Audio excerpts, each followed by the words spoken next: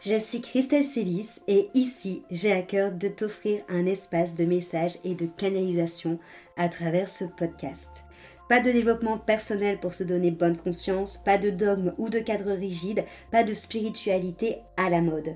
Tu es au bon endroit si tu veux t'incarner pleinement, libre, en connexion avec ton âme et le divin et honorer ta puissance ainsi que le vivant. Je t'inviterai toujours à révéler ta propre vérité et ton unicité. Alors ensemble, découvrons les énergies qui t'entourent et les messages de ton âme. Installe-toi confortablement et que l'épisode commence. Bonjour à tous, je suis Christelle Célis, bienvenue dans ce podcast et aujourd'hui on va parler du troisième profil. Le troisième profil, c'est lorsque tu vis depuis l'espace de tes blessures. Vous allez me dire, mais encore, mais je suis sûre que ça vous arrive tout le temps, même inconsciemment sans vous rendre compte.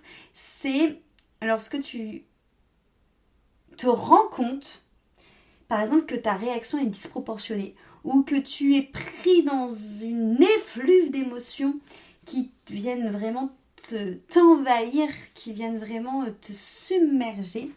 C'est vraiment un espace où tu vas venir être dans la réactivité, où tu vas être constamment dans des schémas répétitifs, que ce soit des schémas relationnels ou des schémas même financiers, pourquoi pas, où tu vas aussi te rendre compte que tu vas avoir un sentiment de subir constamment, de subir tes émotions, de subir tes réactions, de subir ta vie, de subir l'extérieur, les expériences qui viennent à toi, ou ça peut être même cette sensation de vivre à côté de ta vie, mais de vivre à côté de ta vie, pas comme le profil 1 parce que tu réponds sans cesse aux besoins des autres, mais de vivre à côté de ta vie parce que tu sens que ça vient d'un espace de manque de confiance, de peur, d'angoisse à l'intérieur de toi.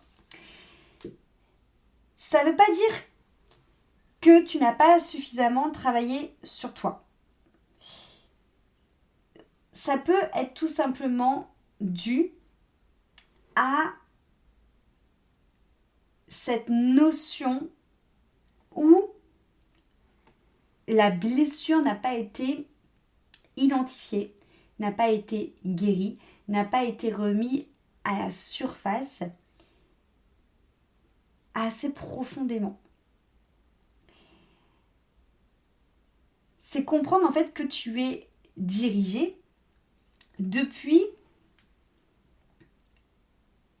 un espace de blessure, un espace de manque, un espace de souffrance et pas depuis un espace de joie, d'abondance, de désir et d'envie. Et c'est comprendre aussi que réagir depuis cet espace de blessure, réagir depuis cet espace de souffrance, déjà c'est pas quelque chose de fatidique, c'est pas quelque chose qui est inchangeable, c'est quelque chose au contraire sur lesquels on peut venir mettre de la lumière, sur lesquels on peut venir mettre des mots, de la stabilité et de la paix. Et parfois même, tu sais, parce que là je vous ai parlé de c'est inconscient, mais il y a des personnes qui savent qu'elles réagissent depuis un espace de blessure, qu'elles réagissent depuis un espace de souffrance, qu'elles réagissent depuis l'enfant intérieur qui a vécu tel ou tel trauma, qu'elles réagissent depuis leur blessure de rejet ou de trahison ou d'abandon. Elles le savent, elles en ont conscience, mais elles ne peuvent pas s'empêcher de rentrer dans cette réaction. Mais elles ne peuvent pas s'empêcher de rentrer dans un tourbillon émotionnel. Parce que le mental a identifié la blessure, mais c'est pas parce que le mental a compris que ça vient changer systématiquement la fréquence de ce que tu es en train de vivre. Ok ? Comme je le dis souvent, la quête de soi, le travail sur soi, c'est comme des tranches d'oignon. Il y a plusieurs subtilités de travail sur soi.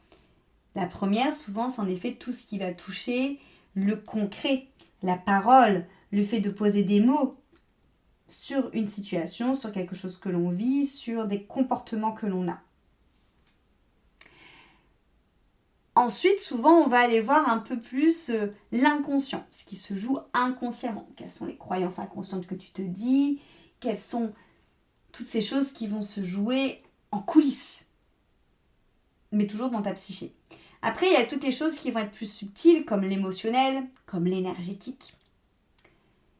Après, il y a toutes les choses qui vont être ancrées dans ton corps. Donc là, on va parler du système nerveux, du somatique. C'est-à-dire que des fois, pareil, on a assimilé des choses émotionnellement, nerveusement, consciemment, inconsciemment. Mais notre corps a encore enregistré des traumas. Donc il faut passer aussi par le corps. Et ensuite, on a le vibratoire, qui est vraiment ta structure, où là, on est vraiment dans ton champ quantique. Donc là, on parle vraiment de ta fréquence, encore une fois, de la physique quantique, de ce qui nous forme, j'ai envie de dire. Et donc, c'est comprendre que parfois, on sait à différents niveaux que l'on réagit depuis cet espace de blessure, mais on n'arrive pas à le changer parce que toutes les étapes à l'intérieur de nous n'ont pas forcément traité cette blessure, n'ont pas forcément eu de la guérison, n'ont pas forcément eu de la sérénité, n'ont pas forcément eu de l'écoute, tout simplement. Donc oui, comprendre une blessure, c'est déjà bien, mais ça ne suffit pas à changer ta fréquence, ça ne suffit pas à changer l'espace depuis lequel tu réagis. Et même souvent, je dirais que c'est pire parce que souvent, les personnes qui ont intellectualisé leur blessure et qui savent qu'elles réagissent depuis cette blessure-là, mais qui ne peuvent pas s'empêcher de réagir depuis cet espace de souffrance, on va venir y mettre souvent du jugement sur soi et de la culpabilité de ne pas réussir à changer les choses. Sauf que c'est possible de reprendre le lead.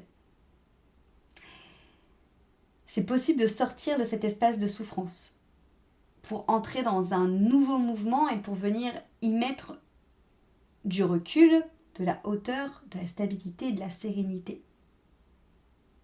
C'est vraiment possible. Que tu en aies conscience ou que tu en aies pas conscience.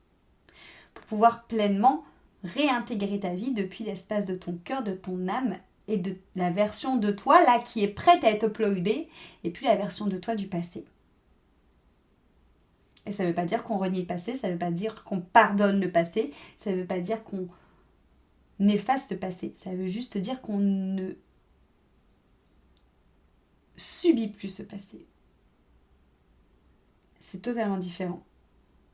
On ne subit plus un passé qui vient nous faire entrer dans des schémas répétitifs, dans des états émotionnels qui sont souvent des états émotionnels destructeurs et qui vont plus nous mettre en réactivité. C'est redevenir souveraine de sa propre vie.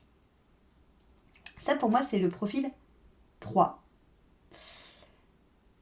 Pareil, essaye de jauger entre le premier profil d'être celle qui est serviable, gentille au service de l'autre, entre le deuxième profil de la personne qui a une perte de sens totale dans sa vie, qui ne se reconnaît plus, entre ce troisième profil qui a du mal à vivre depuis un autre espace que celui de ses blessures et de sa souffrance. Où est-ce que tu en es? Lequel de ces profils te parle le plus? Et partage avec moi. Prends un appel téléphonique avec moi de 30 minutes, c'est gratuit. L'idée de ce mois de juillet et ce mois d'août, c'est d'échanger un max avec vous.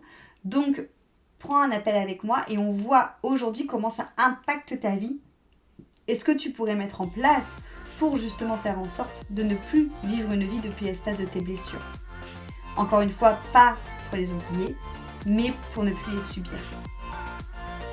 Réserve ton appel avec moi et on se retrouve demain pour l'explication d'un autre profil. Cet épisode t'a plu, pense à lui laisser une jolie note sur ta plateforme d'écoute de ton choix et aussi de le partager aux personnes à qui il pourrait être utile.